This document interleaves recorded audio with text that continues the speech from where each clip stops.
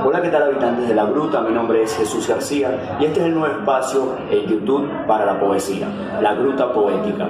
No escogimos La Gruta Poética por capricho, es una forma de homenaje a uno de los momentos más importantes de la literatura colombiana. Y qué mejor manera de empezar este canal que hablando de este periodo tan importante y que da nombre a nuestro proyecto. Así que empecemos. Colombia es un país que ha estado marcada por el conflicto a lo largo de su historia, desde el principio, de la guerra de la independencia, luego que se forja la Gran Colombia, nacen disputas entre los que querían un gobierno centralista y los que querían una república federal, y de allí parte un gran periodo de conflictos. A lo largo de la historia de Colombia se han dado 9 guerras civiles y 14 hechos de conflictos menores entre revueltas y otras cosas. Uno de los hechos de conflicto más importantes fue la Guerra Civil de los 1000 días. Si eres colombiano debes conocer esta historia y si no, seguro has escuchado el término. Esta se da en 1899 hasta 1902, un periodo bastante importante, muy bélico, entre liberales y conservadores y estos partidos apoyados por distintos países de la región.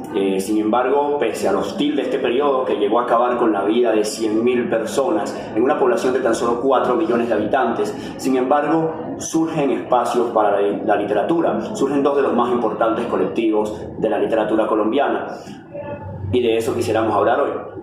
2 importantes grutas. Una de ellas se denominó la Gruta de Zaratustra, un selecto grupo de reformadores con nuevas ideas estéticas que querían renovar la literatura colombiana. Uno de los personajes más destacados de este colectivo fue el señor Guillermo Valencia. Y me senté en el carro de las sombras, presa del más horrendo paroxismo, y comencé a rodar sobre una alfombra formada por el cosmos del abismo, y abarqué el infinito en una sola mirada.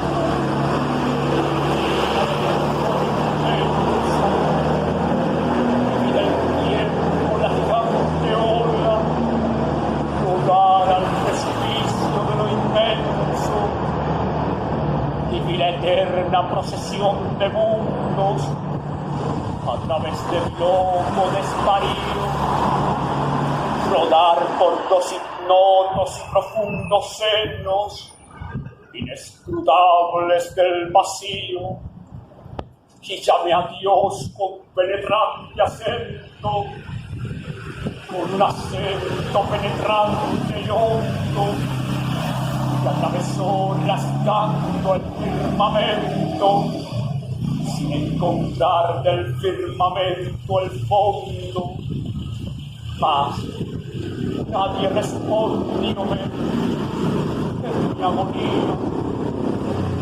¿Dónde estás? ¿Dónde? Pasó una pesadilla. Hoy todavía lo llamo y todo inútil no responde. Guillermo Valencia es un poeta y político conservador, nacido en Popayán en 1873, un personaje muy destacado de la política colombiana en el siglo XIX. Se dedicó a ella desde bastante joven y se convirtió en un personaje muy influyente en esta materia. A los 21 años era ministro de Haciendas, a los 23 era diputado de la República, fue candidato a la presidencia en 2 ocasiones pero no ganó. Su hijo, Guillermo León Valencia, sí lo logró y se convirtió en presidente de Colombia. Pero esa es otra historia. En la poesía es considerado el pionero del modernismo en este país, aunque influenciado por el romanticismo y por el simbolismo, siempre fue un modernista. Es muy interesante que un personaje como este haya sido por un lado un conservador en la política y por el otro un modernista en la poesía. El segundo colectivo que se da en este periodo se denominó la Gruta Simbólica, y lo que comenzó como una forma de rebeldía de un grupo de poetas bohemios se convirtió en algo mucho más importante. Hay una anécdota bastante interesante de cómo nació esta. Cuentan que un grupo de poetas bohemios, entre los que estaba Julio Flores, que ya vamos a hablar de él, estaban evadiendo un toque de queda acá en Bogotá, y cuando iban a altas horas de la noche los detiene un oficial. El oficial le preguntó a dónde iban y los poetas le dijeron que iban a casa del doctor Rafael Espinosa, que tenía un familiar muy enfermo.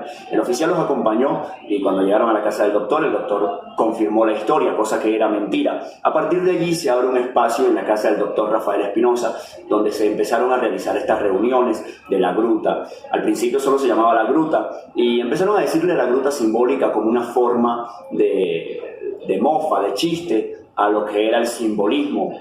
Recordemos que la gruta simbólica estaba conformada más que todo por poetas románticos que no les parecía mucho la idea del simbolismo. Entonces empezaron a llamarle la gruta simbólica a modo de chiste y terminó quedando de esta manera. Un espacio que llegó a agrupar alrededor de 70 miembros, incluyendo liberales y conservadores. Y es un hecho bastante interesante este último porque se da en pleno apogeo de una guerra entre ambos partidos. Uno de los personajes más destacados de la gruta simbólica fue el señor Julio Flores Roa, y de quien quisiéramos hablar hoy, aunque también hay otros personajes interesantísimos de la literatura colombiana, como el señor Rafael Pombo, que fue uno de los fundadores de la gruta simbólica. Los poetas, amor mío, son hombres terribles, unos monstruos de soledad. Evítalo siempre, empezando por mí.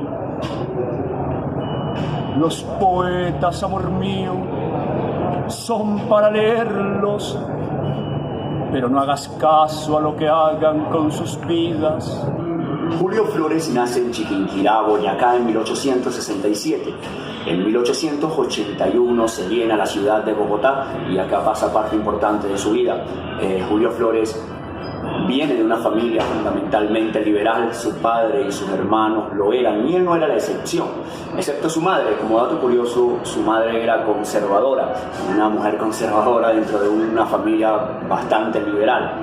Y de hecho Julio Flores participa en la guerra de los 1000 días por la tolda liberal. Gracias a eso se gana una fuerte persecución política, terminando preso en la cárcel del Panóptico, lo que es hoy en día sede del Museo Nacional. También estuvo algún tiempo exiliado en España, tiempo que aprovecha para dedicarlo de lleno a la poesía. Y de hecho ella escribe su último libro. Ya de regreso acá en Colombia y exactamente un mes antes de morir, Julio Flores Roa es coronado poeta nacional. Considerado por muchos el poeta muerto, otros lo denominan el último poeta romántico, ya que es parte del romanticismo tardío, como se le denominó a la última etapa del romanticismo en Colombia, cuando ya había terminado en otros países. Acá se mantenía, y de hecho Julio Flores podríamos decir que era un conservador en la poesía, a pesar de que era un liberal en la política, ya que se mantiene fiel a sus ideas románticas hasta la muerte. Un poeta extraordinario, le llamaban el poeta muerto, el poeta de la noche. Le gustaba recorrer las noches de Bogotá buscando cualquier sitio donde declamar poesía. A veces declamaba en el cementerio central, le declamaba poesía a Asunción Silva, pero es una historia bastante interesante que más adelante contaremos. Hay un instante del crepúsculo en que las cosas brillan más, fugaz momento palpitante de una amorosa intensidad.